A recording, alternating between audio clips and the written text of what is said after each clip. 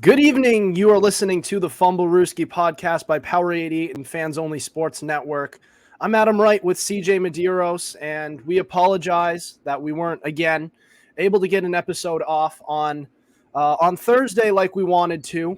And I'm sorry that I wasn't able to let you guys know. Usually I'll post on Instagram saying, hey guys, we moved the episode to this date, but I didn't even have enough time for that. See, for my internship, I was calling a game, and I had to prepare all these notes for this game that I call. It's a lot of work doing a broadcast, and I didn't even have enough time to even think about the episode, but I was planning on moving it. We did have a guest, but something came up with him as well, and we'll try to get a guest on next week, but we still have a great episode planned for you guys, and we're going to touch on Rob Gronkowski's retirement.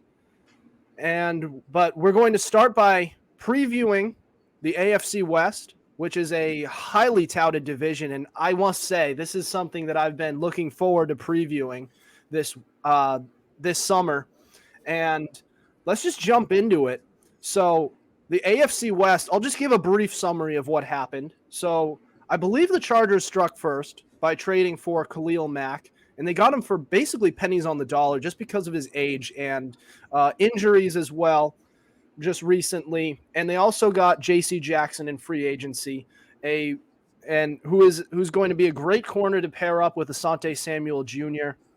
And you can formulate your arguments on which one will be the number one corner.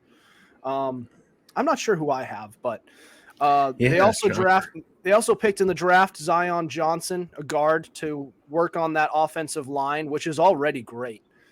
And then the Raiders. So they made arguably the biggest move here by trading for Devontae Adams, a wide receiver, arguably the best in the game. And then you have Chandler Jones, who they signed, who's one of the better defensive ends in the game. And they also traded for Rock Ya-Sin to get someone in that secondary. Then let's go to the Chiefs. So the Chiefs probably had the most negative thing happen to them, which is they were forced to trade Tyreek Hill. And so they did sign some pieces to work on that receiving core now that they lost. Now they lost Tyreek Hill. They brought in Juju Smith-Schuster. They brought in Marquez Valdes-Scantling. But they did use both picks on defense. So they brought in, it was George Karlaftis and Trent McDuffie, a corner and an edge rusher. So they worked on that defense. Now let's move on to the Broncos. Now another move, arguably the biggest, not only in this division, but also in this entire offseason, which was that they acquired quarterback Russell Wilson, which was huge for them. They also signed Randy Gregory, a defensive end. But CJ, I'll ask you, where do you think this whole defense, how does this whole crazy division stack up with each other? Well, I feel like for the most part, it's on an even playing field because it used to be the Chiefs were far and away ahead of everyone. But in my own humble opinion, I would argue that the Broncos, the Raiders, and the Chargers took a step forward while the Chiefs took a step back. That offense is a lot less scary with Tyreek Hill, and Hill and Kelsey were a dangerous combination. But without Tyreek Hill, someone who can keep the defense honest and can take the top off, now the defense is free to double team Travis Kelsey every play. And you're really banking that the career number 3 receiver, Marquez Valdes-Scantling, can burst forward.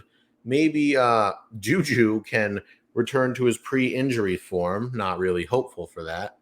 And there's another one there, speedy guy. I don't know why. I am blanking on his name. He used to be wide receiver too. He's also like a return guy. Nicole Hardman? Yes, Nicole Hardman, who could be, but I'm still adamant the Chiefs back in that draft reached on him. But look, I like Nicole Hardman, but I don't think he's number one. It looks like maybe Juju, maybe I'm most hopeful for, but I don't know. But the other teams, my God, the Raiders, Carr and Adams back together. That defensive line is as ferocious as ever. But they all have their weaknesses. For the Raiders, the defensive backfield. Oh, good Lord, that defensive backfield is awful. Well, except for Rock Ya-Sin and maybe Jonathan Abram. Well, it all really depends, though, maybe if guys like Trayvon Mullen can step up. But Denver had a good defense. They had lots of good pieces on offense, but now you have the piece. That's Russell Wilson. Expect Broncos, anything short of making the playoffs, I will call this season a disappointment. And the Chargers, their weakness, basically, they really didn't address their biggest weakness, which in my eyes was their run defense. They're doubling down on pass rushing, but they're really banking on Bosa and Mack to stop the run. But, I mean, everyone's hailing the Chargers the champions of the offseason. And yet, with Justin Herbert as good as he is, they've yet to make the playoffs. And don't give me they were close. Well, close doesn't much count in the NFL. And the Falcons were close to winning a Super Bowl, too. Tell me how that turned out. But I mean, it seems like they all have their strengths. They all have their weaknesses. And for the most part, they seem to be almost even. It's going to be interesting to see how it shakes out. Now, I will say one more thing. Injuries. Injuries can uproot an entire season. Like you don't know when or where they're going to happen, but NFL, it's a war of attrition. Your best abilities are availability, and you can't place expectations on these teams quite yet because let me tell you something. Like if one of these quarterbacks goes down, they're done. And I know like injuries seems minute, but if you become like the Ravens were last year, you don't have a chance of making the playoffs, especially in this newly minted, probably the toughest division in the NFL, probably. Yeah, injuries are a factor, and that's going to, and it's not something we can predict at all, and it could bite any one of these teams, and it's going to be a factor, but we can't really predict any of that. So, I mean, for all we know, all these teams could stay 100% healthy. It's unlikely, but it could happen. But look, so I talked about the AFC East and also the AFC North as both divisions where we could realistically see any of these teams making the playoffs. For this division, I could see not only all of these teams making the playoffs, not all of them because that's mathematically impossible. No, there's an extra playoff spot. So technically right. there'd be one, and the three would have to be like the three best non-playoff teams. Right. This is a division where I could realistically see every team and any one of these teams winning the division. I can see it.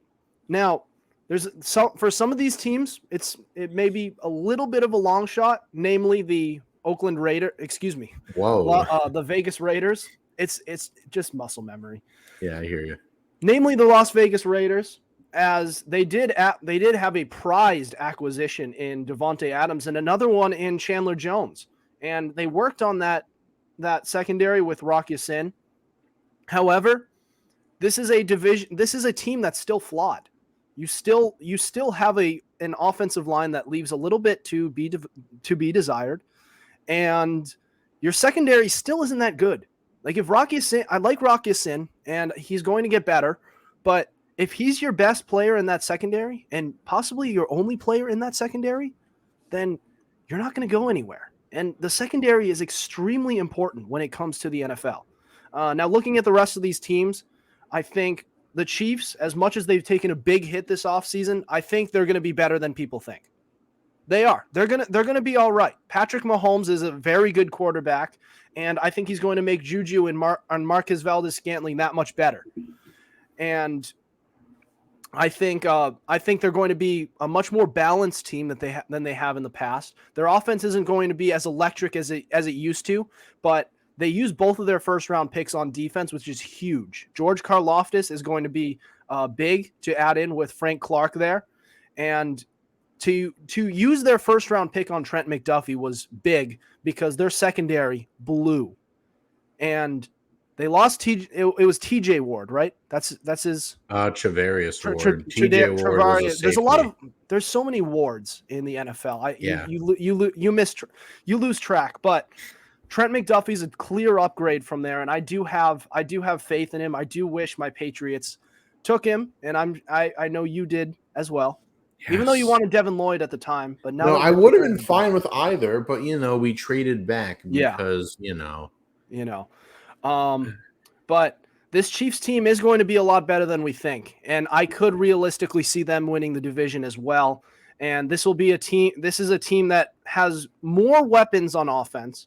Maybe not as electric as Juju, but they have more places to go. It's not just Tyreek Hill and Travis Kelce. You know what I'm saying? Yeah. And it'll be more of a little bit of a death by 1,000 paper cuts type of offense. Moving on to the Chargers, this is actually a team that I have winning the division. And look, if you're blowing teams out, then the run defense won't matter that much because you can't play from behind by running the ball. No matter how bad that run defense may be, you can't win games by doing that. And they're just going to be blowing teams out. They may not win the Super Bowl because there's going to be a team that's going to be able to hang with them and keep it close and then be able to run the ball. However, I just see the Chargers winning this division. They have the most talent. They have talent everywhere you look, except for the run defense. But that's another spot to worry about once you reach the playoffs. Then we get to the Broncos. This is another team that I could easily see making the playoffs and possibly making a run. They have Russell Wilson, who's a big-time competitor. And this is a team that is kind of been a quarterback away. They've had talent everywhere. Yeah. Their offensive line is solid. Their defense has been building up over the years. That secondary I really like with Patrick Surtain II. I really like that kid. And you have two very promising young weapons with Courtland Sutton, who's been playing well with poor quarterback play, and Jerry Jeudy, who's knocking on the door of becoming a star. So I really like that team. And we haven't even talked about Tim Patrick and KJ Hamler, who are also pretty solid wide receivers. They don't have a tight end anymore in Noah. No, they have Albert Ogwugbanum, however you pronounce his name. Albert O, they call him. Right. They do have him. I mean, he's always been second fiddle to Noah Fant. Remains to be seen whether he can do anything that Noah Fant did, but the opportunity's there now that Noah Fant's a Seahawk. But this is a division that this is going to be a fun division to watch. And any team that has I don't have the schedule in front of me. I'm not sure which division has to play the whole AFC West, but this is going to be tough for them. This is going to be tough. And this is no doubt for me probably the best division in football. Yeah, I 100% agree, Adam. Certainly, I'm sorry. What were you going to say? No. Continue. No, I was just continue with what you were going to say. All right. So as I was saying, like I said, this division, it feels like the true anything can happen division. I mean, you never know. Even teams like the Raiders and the Broncos could surprise you all, but the issue that I have with the Chiefs and Adam, you said it's like death by 1,000 paper cuts. That's really not their style. So here's the question: Mahomes or no Mahomes? When you look at that receiver core, and you have to imagine Kelsey's going to be doubled almost every play, can they hang in a shootout with, say, the Chargers? I don't know why, but I really don't think so. Because Tyreek Hill, like I said, he was that guy. He kept the defense honest. He could take the top off the defense at a moment's notice. And like I said, and when you're guarding him, Kelsey can really do his damage in the middle. But if he can't do that, then what? Because, I mean, when we're talking about teams that can hang with the Chargers, I think it's going to be a lot easier now to hang with the Chiefs. Because like I said, that death by 1,000 paper cuts is not the type of offense they run. And I feel like there's all right, we have Juju and MVS. We're just going to have them do their thing. And I feel like it's going to be kind of like trying to fit a square peg into a round hole. Like I said, I really think they're going to take a step back. And if it's like another Buffalo game, I'm not confident in their ability to hang with, in a shootout. Well, if it's going to have to be the way they run their offense now, because they don't have a player like Tyreek Hill. And if they continue to try and play like they do have Tyreek Hill, then they're going to, I agree with you there. They're going to get screwed over if they try to do that. I'm just trying to say, I think they're going to try and, with the way they built this offense now over this offseason, they're going to have to do that. And, you have Nicole Hardman to do jet sweeps and short passes to. And Juju Smith-Schuster is capable of that as well, as we saw during his days in Pittsburgh. And Marquez Valdes-Scantling is going to have to be that guy who you go deep to stretch the field. Now, he's obviously not Tyreek Hill, but he's still fast. And he does have the capability to catch the deep ball, as we saw when he was working with Aaron Rodgers. And he's working with every bit of as effective of a quarterback in Patrick Mahomes now. So I just think they're going to be a lot better than people think. And you mentioned that they're going to be, can they do that competing with a team like the Chargers? Offensively, no. But defensively, I think they'll be able to slow down the Chargers enough so that they can make the plays at the end of the game to keep it close. Because I think that this defense is going to be a lot better, probably the best we will be seeing from the Chiefs during the Patrick Mahomes era, if we're going to call it that. I really don't know. I mean, I get it, but I feel like they don't want to make a change to their offense. I mean, maybe they will, but I personally don't think they will. If they don't, then they're screwed. I'll give you that much. Also, if they don't, they're screwed. Yeah, I was just gonna say, I kind of feel like you're giving their defense a little too much credit. Yes, they use the first 2 picks on defense, but unless Karlaftis can come in and be like Myles Garrett right away, or maybe they found a Patrick Surtain in the guy they drafted there from Washington, McDuffie. Yeah. I don't know. I'm still not a fan of their secondary. I mean, they got Justin Reed, but they lost the Honey Badger. They lost Travarius Ward. And furthermore, they're just... Travarius Ward isn't that good, though. Yeah, but he was still better than their other guy whose name also escapes me. Like, their defense, like especially their backfield, is so forgettable. Yeah. I mean, they get blown by like almost every play. And let me tell you something. If that McDuffie pick doesn't work, you have set yourself back like a few seasons. Perhaps they've set themselves back. Well, they are going to be. Well, I mean, you can say the same thing about any first-round pick. Mm-hmm. When you have a first-round pick, you're investing a lot in that. Yeah, you can talk about N'Keal Harry as well. Yeah. Oh, don't get me started on him. And also, I don't think Karlaftis really needs to be Myles Garrett. He just needs to be good enough so that he generates some attention from that offensive line, and it frees up room for Frank Clark to blow through, and maybe he can become have a season as a Myles Garrett like season as well. I mean, I don't know. I mean, yeah, I don't know. The Frank Clark experiment really hasn't delivered on what it promised. And I mean, but back to that defensive backfield, the Chargers have Keenan Allen and Mike Williams. That's going to be horrifying. The Raiders have Devontae Adams, Hunter Renfrow, even Darren Waller, and Denver, like you said, Jerry Jeudy and Courtland Sutton. Not to mention the running backs of these teams are pretty darn good. The Chiefs' defense is going to have its handful, and I just feel like how this defense is, plus on offense, I won't say depleted, but not as potent receiver core. A lot of these games are going to be reduced, or depending on how you phrase it, reduced to shootouts, and I'm not sure Kansas City is the shoe-in to win a shootout anymore. I don't think they'll be. I just think that, like I said, for those reasons, I don't think they're going to play like they're going to try to win shootouts anymore. I think they're going to play with a more balanced play style where they're good on offense, maybe not what they have been in the past, but their defense is still able to keep them into games, and they're able to win.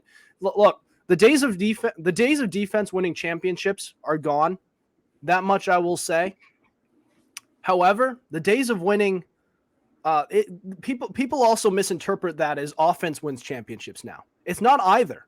It's balance. And I'm not saying that this Chiefs team is going to win a championship. I'm just saying this is a formula for this team to be still pretty good. All right, I mean, fair enough, but like, I don't know.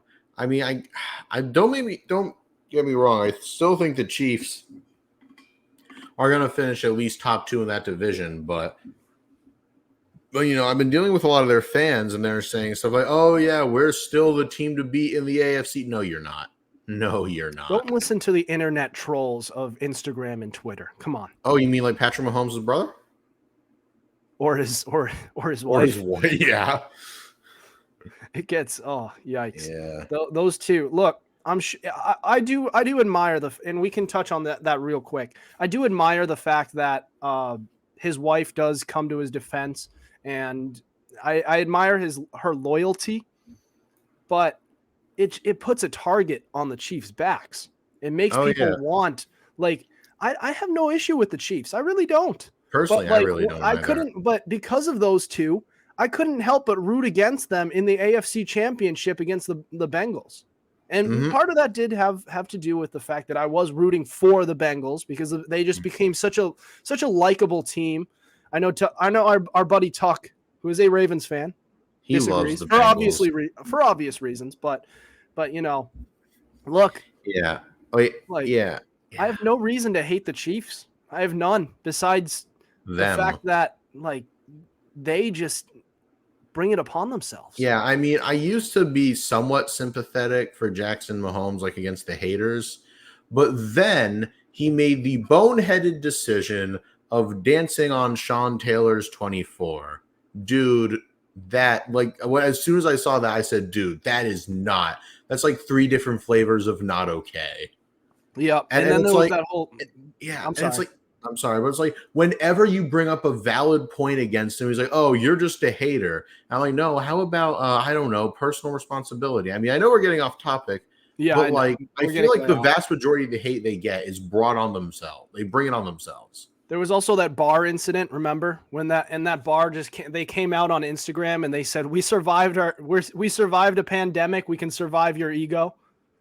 Yeah, I remember his wife Brittany literally just poured champagne on, like, a freezing cold crowd in Arrowhead. Remember that? I remember. I think that that part and who could forget? I think. I won't. I don't get on her too much for that. I just think she wasn't thinking about anything. She just wasn't thinking, and probably had a few drinks. I don't have too much. I get it. But while we're on the subject of pouring things, remember the Ravens finally beat their boogeyman and the Chiefs. They finally beat the Chiefs, and some Ravens fans were like, "Oh, hey there, Jackson! You were talking some crap before the game. What's up now?" And he, like, pours water on them out of spite. Jesus. I'm just saying, like, I would say, like, a solid 95% of the hate they get, they bring on themselves. Yeah. So we've been able to touch pretty thoroughly on 3 of these teams, but we really haven't talked much about the Broncos. Where do you see this team? Going? I genuinely don't know. It's weird to think about the Broncos as good again, but like you said, they were that team that was one quarterback away. Their defense is scary. They've got a lot of weapons on offense. So it's all on Russell Wilson. You know, if he doesn't play well, they don't make the playoffs. If he plays well, they got a real shot at winning the division. And he will play well. Yeah. I really do. I think so as well. But I don't know why. Like, I am so confused about this Broncos team. I mean, they look good on paper. I've been hearing their camps have been promising, but it's weird to think about. Personally, I would expect them to make the playoffs, but and if they catch fire at the right time, they could probably make a run. I really do think they will. And they might have a slow start because this whole thing is just being thrown together with a new quarterback. You know, it takes some time to figure things out and to, really gel. But they really will. I do believe they'll hit their stride later on in the season, and they could make a deep playoff run. Past 2 seasons, we've seen a newly acquired quarterback win a Super Bowl. And wait, what? Oh my God, you're right, with Stafford and Brady. Exactly. And you could, and to a lesser extent, the season before that, we can talk about Jimmy Garoppolo in his first full season making the Super Bowl and having a 20-10 lead. But that's neither here nor there. And then Kyle Shanahan, his choking gene came up again because he was the offensive coordinator when Atlanta choked. I don't forget these things. Yep, exactly. So yeah, I mean, look, this is a great looking Broncos team, and we haven't even touched on the run game at all. Oh yeah, Javonte Williams is going to be a beast next season, man. He's going to be a beast. and Oh, yeah. they have depth at that position too. With I'm blanking on his name. Gordon. Wait, Melvin they Gordon. still have Melvin Gordon? I They didn't still think have they did. Melvin Gordon. All right, well, yeah, well, then that's a scary running core, honestly. Exactly. Now, he won't be what he was, certainly not with the Chargers, but he's going to be a solid complement to Javonte Williams, who's an up and coming kid, really, and the rest of that team just looks great.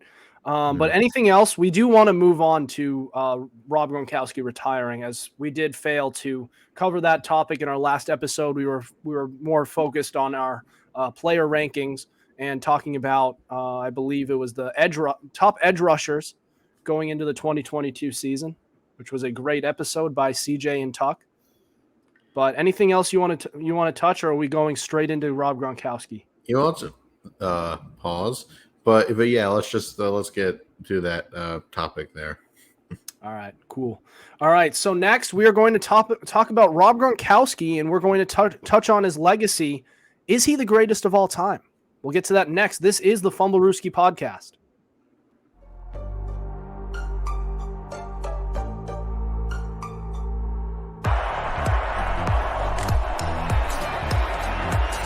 Here's Edelman broken up, and the pass is no sign yet. Edelman comes down with a football. They're saying it's a catch. This is caught. Diggs! Sideline! Touchdown! Unbelievable! Swings it way down the field to Watkins. Sammy Watkins for the touchdown!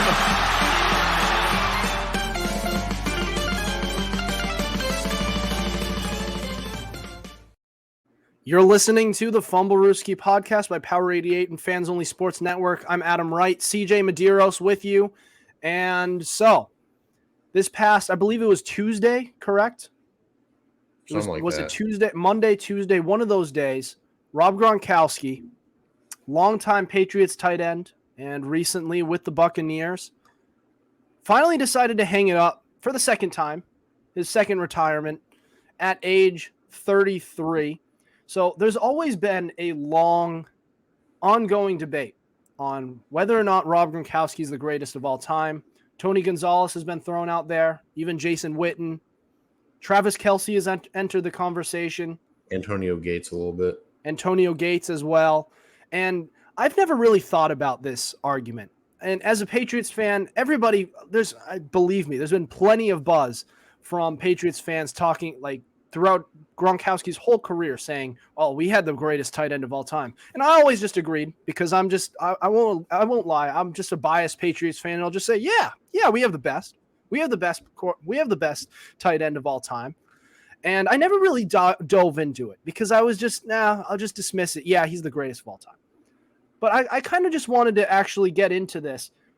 Do you think Rob Gronkowski is the greatest tight end of all time? CJ, I know you have strong feelings about this, so I'll let you speak first. The floor is yours. I can't definitively say anything, but I lean towards yes. And look, Pats fan bias out of it. I do not mean this with any disrespect towards Tony Gonzalez, but Prime Gronk was like the best all-around tight end at that position. His routes were better than Tony Gonzalez. His hands were better, and he could block infinitely better. And but everyone will say, "Oh, but look at Tony Gonzalez's stats." I'm like, yes. Numerically, they're the equivalent of empty calories. Because, what has he done? He's not a winner. Oh, but the teams he was on. Oh, give me a break. Like I said, this is no disrespect to Tony Gonzalez. I mean, it sounds bad, but he was still a phenomenal player. But you can't just look at stats alone. Where's the hardware? You know, it was oh, but rings aren't everything. Yeah, well, I mean, Vince Lombardi would disagree. Yeah, exactly. And I mean, and I get it, but he was still phenomenal. I feel but there is a debate. I won't completely dismiss the possibility of Gonzalez being number one, but it's close. But personally, I lean a little towards Gronk. And also, someone says Travis Kelce is going to be the GOAT one day. No, absolutely not. He's a bargain bin Gonzalez. His routes are awful. His hands are they're average. And good God, he can't block. If anything, George Kittle is closer to what Gronk was, right down to the injuries. I kid, of course. But I mean, but you got to look at it this way. I still really, honestly, truly believe that Kittle is closer to what Gronk was, especially when Kittle's healthy. He is the best tight end in the league. Well, like I said, but when he's healthy, that's something. But yeah, I'm not going to shut out any other arguments, but I will. But like I said, Tony G, you can make a case, but I will not hear anything for Travis Kelce. I really won't. All right. So the biggest argument that's used against Rob Gronkowski usually is, well, obviously injuries, but there's also his statistics, and a lot of that again does have to do with injuries. And he only has about, looks like, 4 seasons out of the 11 years that he's been in the league where he really went over 1,000 yards. Now, he had 92 touchdowns as well. But as you mentioned, being an all-around tight end, like a true tight end, if we're looking at receiving statistics, we might as well basically just be talking about just the top receivers. And at that point, we can just talk about all the best receivers in the game. But as you mentioned, Travis Kelce, not a good blocker. Tony Gonzalez can't block. So these two guys are basically just wide receivers. Yes, who are just big. And I will say, here's the one thing that I will disagree with you on, which is, well, Tony Gonzalez wasn't on very good teams. Okay, because he was on not very good teams. It's tight end and especially wide receiver. If you're not a quarterback, then that's not a position where you can just walk onto a team and just automatically make them better. Are you kidding me? Gronk literally did that for us in like that 2015 season, and we were literally one Rob Gronkowski away from having a bottom 10 offense. So that has happened to us many times. 3 seasons before Rob Gronkowski was drafted, where did the Patriots go? No, yeah, but our offense changed. Your point has no point. It's like, yes, well, we also had Randy Moss. Where were we? That point is such a red herring. Consider this. Where did they go? We literally had like old man Brandon Lloyd, Julian Edelman before he became good, and Dropsy West 2004. Welker. What? 2001, 2003, 2004. Yeah, but our defense wasn't as good as then, Like that in 2011, like against the Giants, our defense was terrible. My point is, like, there were literally times, arguably from 2013 through 2015, where we would literally have been like where our receiver core, you could literally make a case was bottom 10 if you subtracted Gronk. Look, this. They had Tom Brady during that time. Okay, that was the big difference maker. And you could see that was also evident in 2016. Rob Gronkowski went down. You could see and and Martellus Bennett stepped in. Martellus Bennett, obviously not even close to what Rob Gronkowski is, but he was able to be serviceable enough so that Tom Brady was able to work around it to make it work. 2016, our receiving core was even decent then because we had like Edelman, Amendola, Hogan, and a really good rookie, Malcolm Mitchell.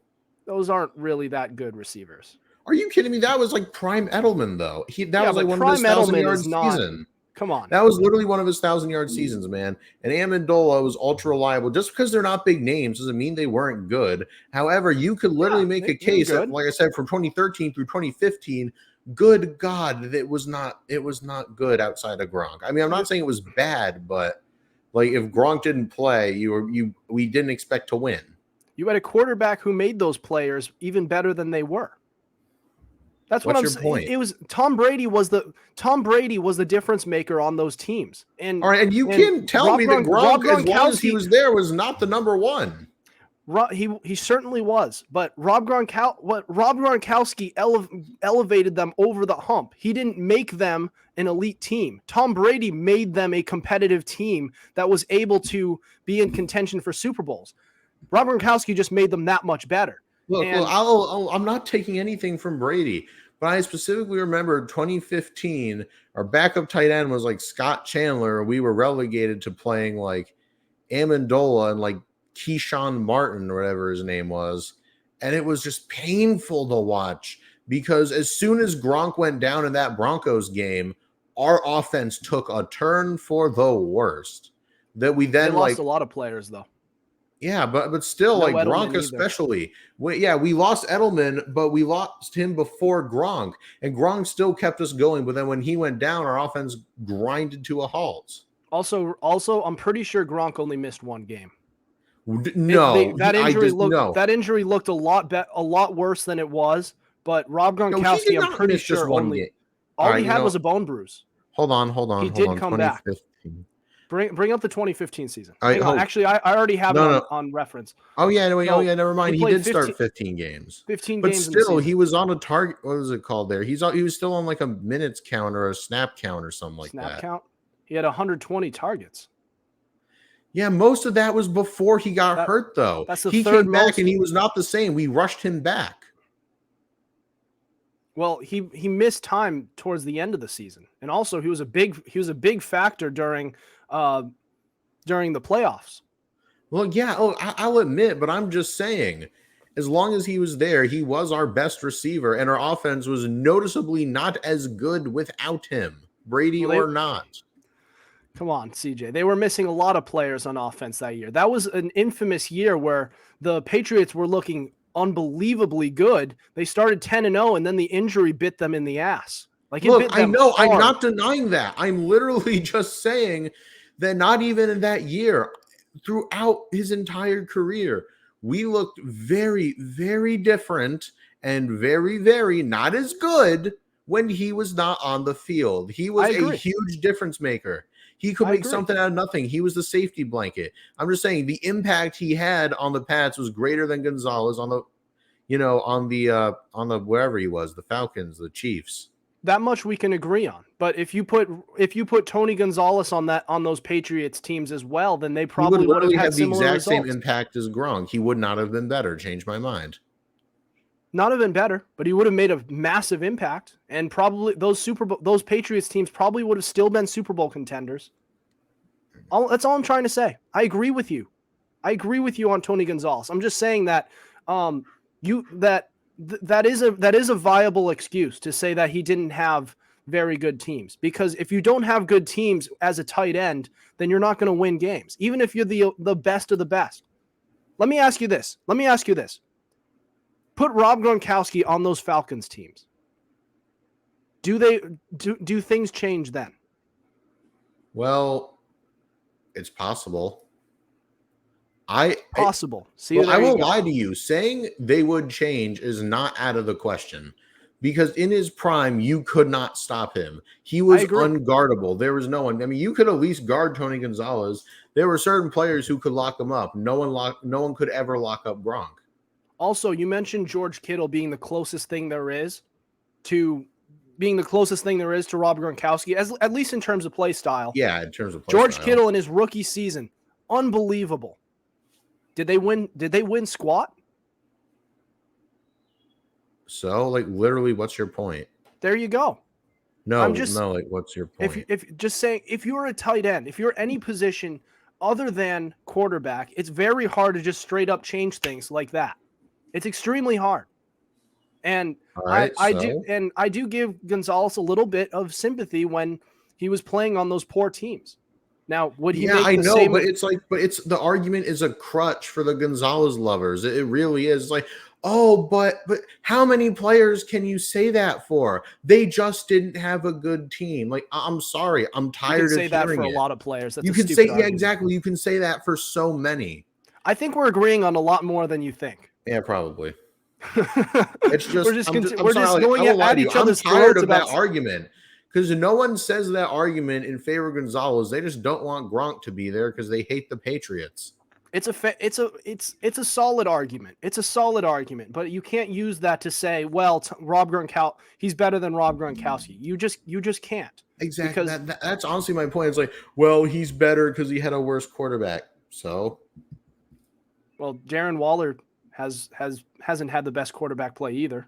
Not to say Derek Carr isn't a bad quarterback, but it's nowhere near Tom Brady level or Also, Patrick Mahomes level with Mr. Travis Kelce over there. Yeah, and Kittle has to deal with the glass bones of Jimmy Garoppolo there. So it's not like he's exactly thriving. But look, I get it. I'm sorry for yelling, but like, God, I hate that argument, because do you know how many players that argument works with?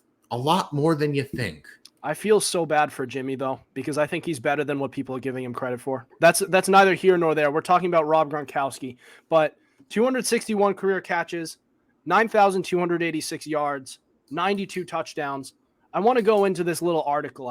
Because there was this article by NBC Sports Boston, just listed, and they were kind enough to list all these stat records that Rob Gronkowski has. So single game records, youngest player with 3 or more touchdown receptions in a game. And that was in 2010, his rookie season. 21. He was 21 years old, 180 days. Single season records. Most touchdown receptions by a tight end with 17 in 2011. First tight end to lead the league in receiving touchdowns in 2011 as well. So 2011 was a big year for him. Unfortunately, he got hurt right before the Patriots Super Bowl run. Perhaps things would have been different in 2011, but that's, again, neither here nor there. No, but our defense wouldn't have done anything. And thank God Jay Hill's not with us, because he would argue against us. Well, no, storm's coming, he would say. The storm. All right. Rob Gronkowski's career records. Most offensive touchdowns in first 2 seasons. 28, which is tied with Randy Moss. And Randy Moss was a wide receiver. And that must have been a season that was, and I don't have the exact stats in front of me from Rob Gronkowski, but I'm sure that was paired up with the 2011 season where he had 17. Most 100-yard games by a tight end with 32. Most career touchdowns per game average among tight ends with 0.69. Oh, boy. Nice. He would love that. Rob Gronkowski would love that. I'm sure he has to know about that statistic. I would imagine. Most seasons with 10 or more touchdowns by a tight end, and that is 2010 to 2012. Yeah. And then 2014 through 2015. Yeah, I have the stats in front of me too. And most career receiving yards per game among tight ends, 68.3. Ooh, this close to greatness, if you know what I mean. Yeah. First tight end to have 3 seasons with 10 or more touchdowns and 1,000 or more receiving yards. Some of these are really cherry-picked stats, but they're still incredible. Yeah. I just hate when things get too analytical. Like, yeah, I know. 1,000 yards and 10 touchdowns. Okay, cool.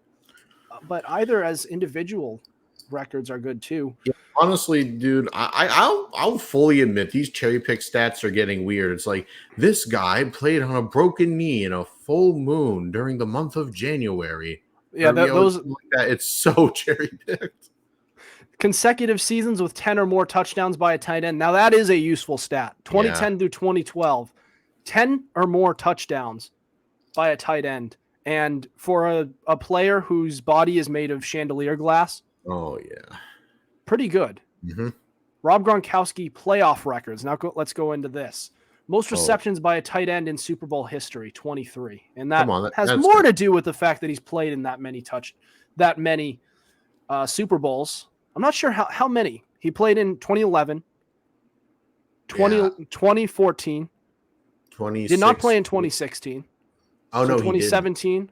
18. 2018. And 19. And 19. So that's 5 Super Bowls. It's very rare that a tight end plays in 5 Super Bowls.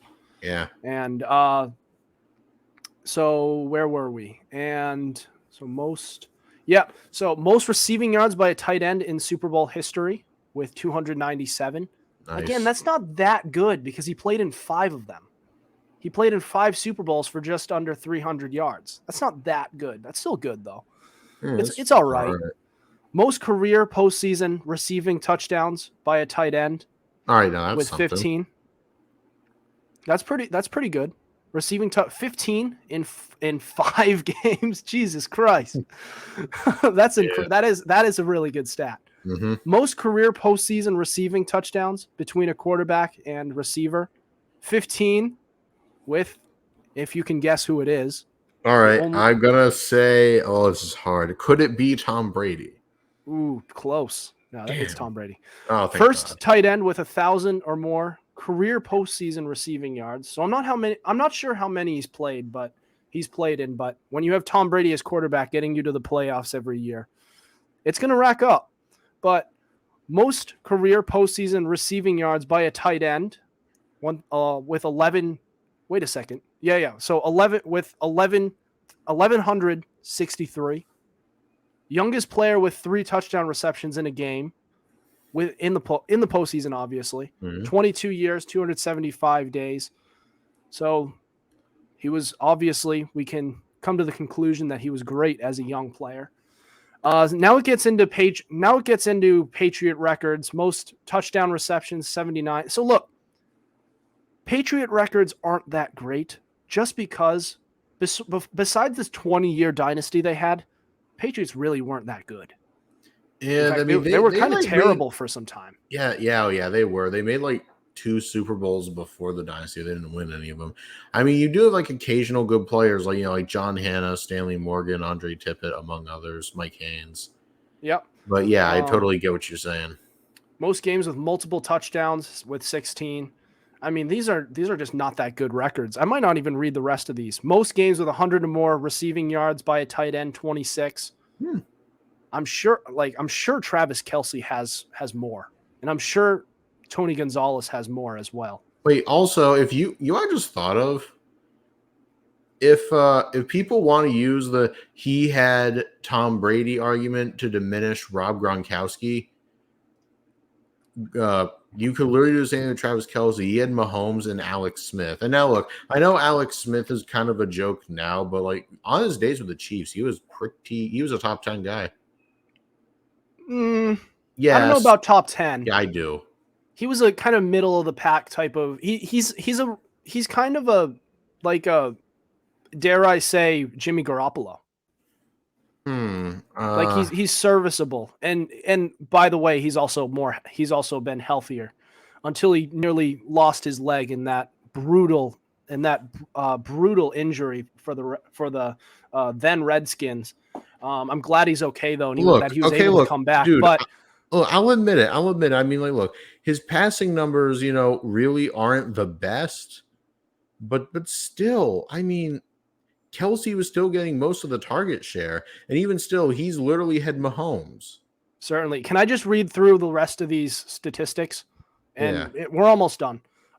So again, to finish off Patriots records, and it has been brief, thank God, because some of these records are just stupid records. Honestly. Highest receiving yards per game average for a tight end with 82.9 in guess which year, 2011. Let's get into the accolades now. So a few accomplishments for him. So 4-time Super Bowl champion is the easy one. NFL Comeback Player of the Year in 2014. So he tore his ACL and MCL in 2013. He came back. He had a great year. 4-time first team All-Pro, which is great. I believe with Gonzalez the competition he had to face. I believe Gonzalez had 6, didn't he? Yeah, that's all well and good, but what tight end was he really going up against? Yep, 6-time All-Pro, 14-time Pro Bowler. So he was a Pro Bowl almost every year. Yeah, but like I said, which other tight ends was he going up against? The competition at the time wasn't really that good, especially among tight ends. 5-time Pro Bowler. So I believe most seasons where he made the Pro Bowl, he was an All-Pro. That's how it works usually. Yeah. And then NFL's 2010s All-Decade Team. So he's been dubbed the best tight end in the 2010s. Not too much of a surprise there. Travis Kelce gives some competition, but that's about it. NFL 100th anniversary all-time team. So whoever put that together believes that Rob Gronkowski greatest tight end of all time. So we were really just in this segment, we've been able to break down really why we believe that Rob Gronkowski is the greatest of all time. I did some research before this episode to formulate the argument, because as I said, I never really dove into it. I never really cared too much for it. I'm like, yeah, yeah, he's probably the best of all time, but I never really looked into it. I always looked into the Tom Brady as the greatest of all time, which I will die on that hill.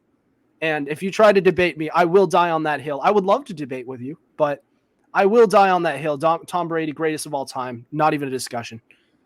I'll have a discussion, but it won't be a viable discussion. Yes. And if you guys would like to come onto the show to argue with me, I am more than willing to do it. I love a good debate. But yeah, anything else about this before we conclude the show tonight? No, not at all. All right. Well, thank you guys for listening to us, and that'll do it for us tonight. Thank you for listening to us. Be sure to tune in to us live Tuesdays and Thursdays at 7:30 on Twitter and Facebook through Fans Only Sports Network. Be sure to subscribe to our YouTube channel. We also have all our episodes available on Spotify, Spreaker, Apple Podcast, iHeartRadio, Google Podcast, and so much more. Also, be sure to follow our Instagram at Fumblerooski_podcast to keep up with our podcast and the latest coverage on the NFL. Otherwise, we will see you next week. Over and out.